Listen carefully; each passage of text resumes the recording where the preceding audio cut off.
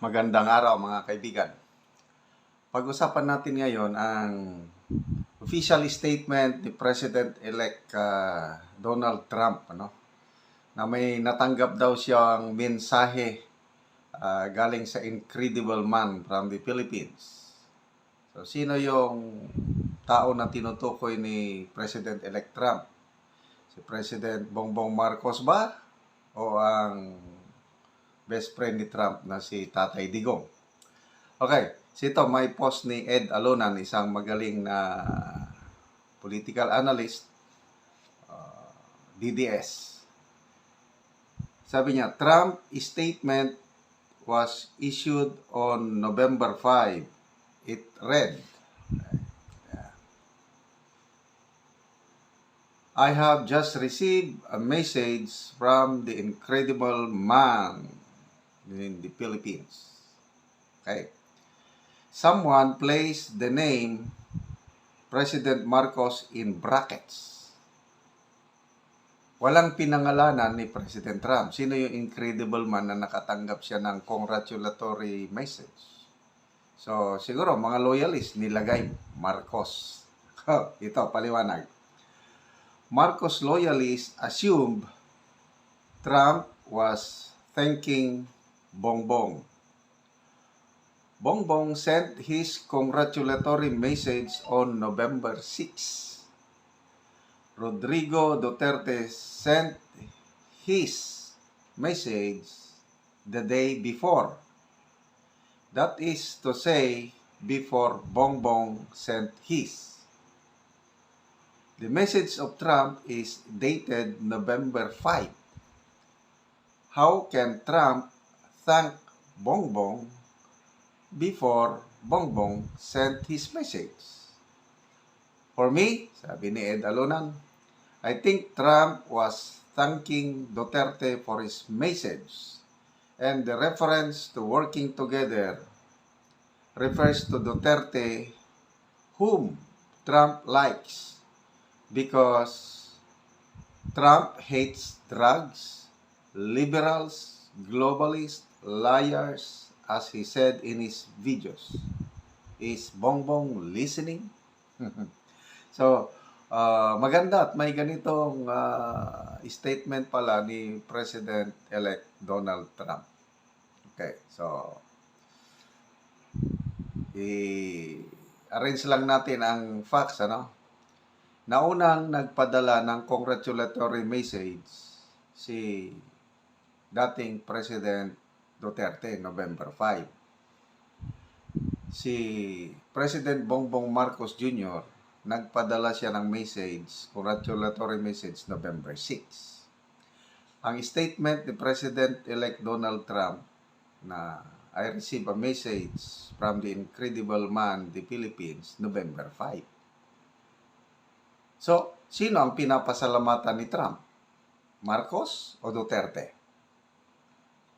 Siyempre, kung sino yung nagpadala ng message noong November 5. So, I agree with Mr. Ed Alonan na ang pinapasalamatan ni President-elect Trump ay si Duterte na late na isahan na naman Marcos Jr.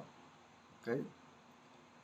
So, marami akong nababasang videos ngayon napapanood. Mga speeches na, sinamarize na lang, ginawang reels. Talagang, he hates drugs. Trump hates drugs.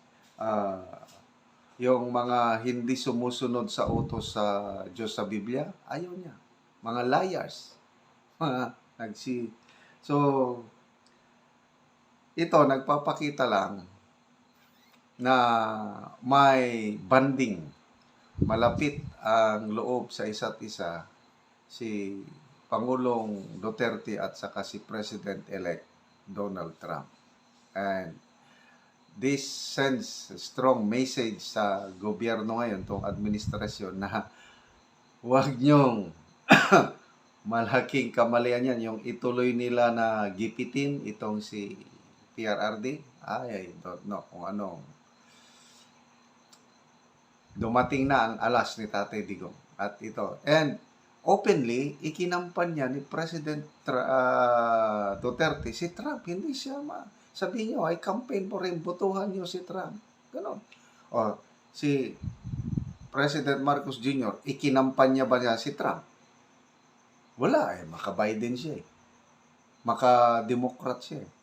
Doon pala sa Amerika, according to Attorney Roque, karamihang mga Pilipinos doon, gusto nila Republicans. Bakit? Kasi yung Republicans are conservatives, kaparehas nating mga Pilipino. Bible-believing, God-fearing. Yan ang Republicans. So, yung values ng mga Democrats hindi nababagay sa values ng Pilipino. Kaya pala, sa mga kakilala ko rin sa US, karamihan are Republicans. So, ito, na isahan na naman ni Tatay Digong ang Pangulong Marcos yun. Naunahan siya at pinasalamatan pa ni Trump. Okay, so may ibang topic naman tayo. May pararating na naman na bagyo, yung Bagyo Nika. Nako, kawawa na naman kung saan maglandfall, Aurora ba o Cagayan. Panoorin natin ang update ng Bagyo Nika. Napanatili ang lakas ng bagyong ito. Kasalukuyan, ang lakas ng hangin malapit sa gitna ng Bagyong Nika ay nasa 110 km per hour, samantala ang pagbukso ng hangin ay nasa 135 km per hour. Kasalukuyan, ang layo ng sentro ng bagyong ito ay nasa 265 kilometers silangan ng Baler, Aurora. Samantala, nanatili pa rin low pressure area na sa labas ng ating Philippine Area of Responsibility na sa layong 1,885 kilometers silangan ng Visayas. Itong low pressure area ay nanatiling may posibilidad na maging bagyo. Narito ang track at intensity forecast ng Bagyong Nika.